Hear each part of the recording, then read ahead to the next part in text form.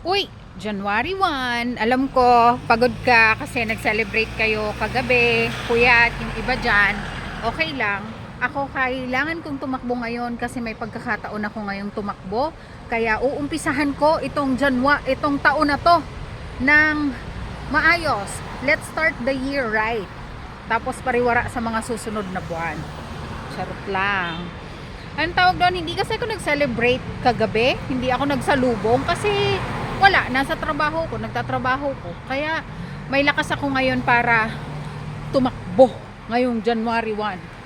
Pero ngayon, ang tawag doon, buti ngayon maaraw na. Ito ba yung araw? Ayan.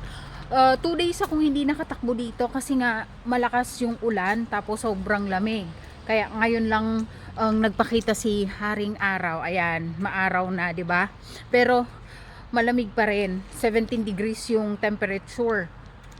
Tapos bukas, hindi rin ako makakatakbo kasi may iba akong appointment.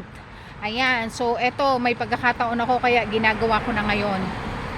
So, ayun lang. Make your body active ngayong 2025. Tapos do exercises or kung kahit anong gusto nyong gawin para pagpawisan, gawin nyo para sa health nyo kasi napakahalaga ng health.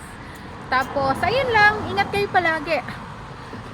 Always take care of yourself because health is wealth. Ako si John, caregiver na runner dito sa Israel. Happy New Year! Bye!